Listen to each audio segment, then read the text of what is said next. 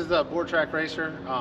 It's something I've always wanted to build since I started building motorcycles. I've always had this fascination with the Harley board track, the vintage board track racers, and I always wanted to build my interpretation of one, because bikes just don't resemble how they started. They don't have that same look anymore, and it's such a shocking look by comparison.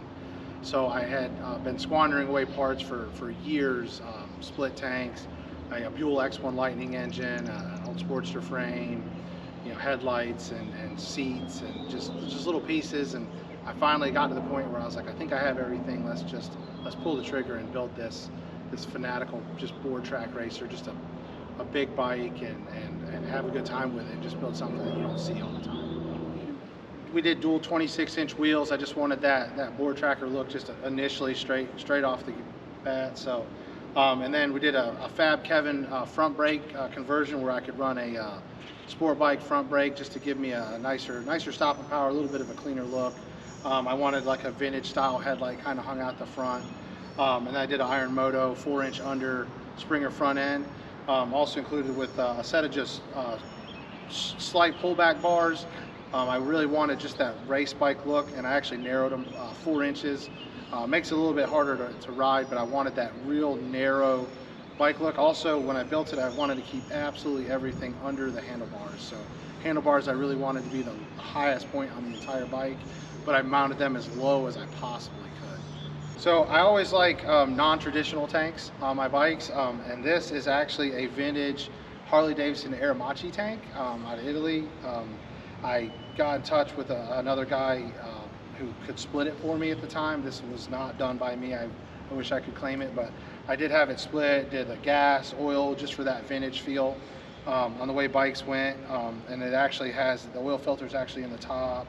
We did the visual gauges. I like the look of the exterior clamps. Instead of hiding everything, I kind of wanted you to see all the work that was put in it. And then I ran the AN fitting lines instead of just rubber hoses or what you see on a lot of bikes, like a copper line or anything. I really didn't want to get into, I just wanted more non-traditional stuff, but kind of keep with a race theme as we went along. And to tie in with the race theme, I did have a 1999 Buell X1 Lightning engine that I had gotten from a damaged motorcycle. So we rebuilt the engine and then just kind of cleaned it up, cut off the excess kind of Sportster look parts, with cutting the cam cover all the way down, exposing everything, leaving the chain cover off. And then I swapped from a CV carb. This was a fuel injected bike originally, but now we switched it to a carbureted with a HSR 42 flat slide Mikuni carb, which tucks in real deep into the engine so it's not sticking out. Then I custom made a velocity stack that was tight, tucked in tight with the motor. Like I said, I wanted the bike as narrow as I could get it from front to back. Then moving into the pipes, I always wanted them to come out from under the seat and not go down and under the bike, even though I had plenty of room. So in that way, when I made them, I could custom turn them and keep them as close to the bike as we ran down the frame and against the engine, and then turn them in exactly where I wanted to and come out under the seat. Actually gives it quite an interesting sound. When you're riding it, because when you're riding near something, you can only hear one pipe coming off the, echoing off a wall or something until you have something on both sides of you. It actually sounds kind of funny when you're riding it, so it's not your typical bike sound if you're riding around me. And then with all this, I also narrowed the foot pegs in. I took the foot brake out, put it in the lathe, cut it down, brought the foot pegs in even further. And then we, on this side of the bike, we did a foot clutch, a jockey shift down in the back just to keep the handlebars as clean as we could, only keeping the brake on it with the internal throttle. I just wanted as little on top as possible. Moving to the back of the bike, I had, this is a custom seat, leather tooled seat I had with the early shop logo put on it. From Fate Customs. I had this seat made almost 10 years ago. It was on another bike, and I always wanted to keep using it, so I kind of had this one set aside for it. Set the bike up on a dual airbag system under the seat just to make the ride a little more comfortable. It actually rides extremely well.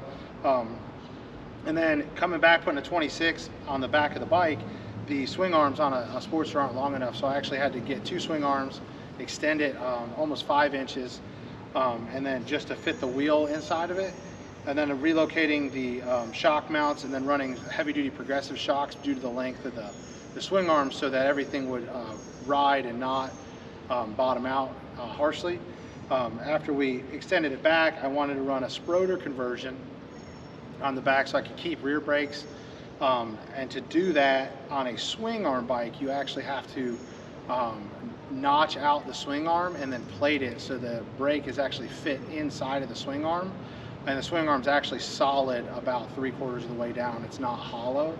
And that just for the strength that you need in it. And that way I get front and rear brakes and I get to keep everything that I want kind of on a stock bike so I can ride it and feel comfortable on it. Plus I keep it looks good. And then to break up the look, I always like to run an anodized contrast color. This one's the gold anodized to include some handmade parts on the back of the swing arm that are also gold anodized. The swing arm adjustment and the axle plate come from Hughes Hand Built.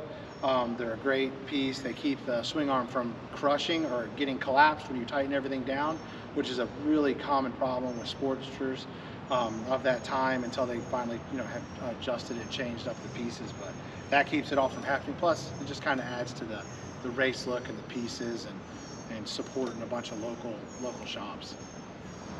Hey guys, thanks for letting me talk about my bike. Again, I'm Devon with Whiskey Tango Choppers, and make sure you guys come down to the Full Throttle Bike Show in January and see it in person for yourself. Thank you.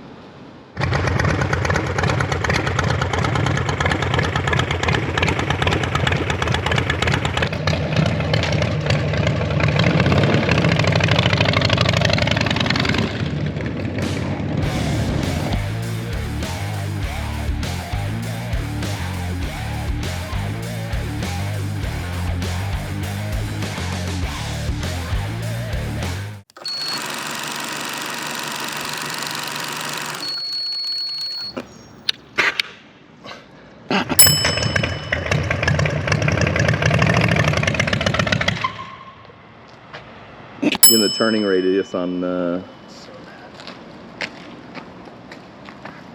that's the fastest that thing's ever gone, isn't it? Pretty close. I get stung in the face while I'm in the middle of doing it. They don't like your kind.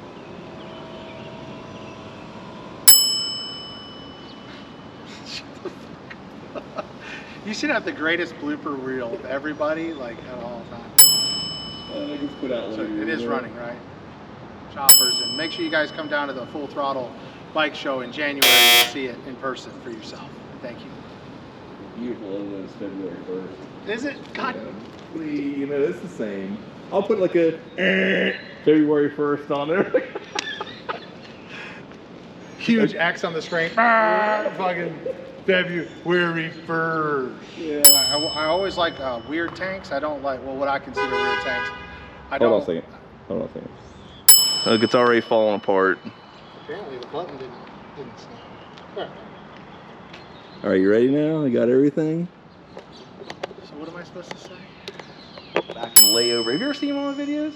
Thanks for watching. I appreciate that. It's only on Thanks YouTube. for the support. Yeah, I appreciate that. What are we doing here? That's rolling. Good. Okay. Hold on a second. Do I say hi? All right, go ahead. I'm Devon Eckert, and this is the mother. Okay, look. This is why nobody wants to do them. See?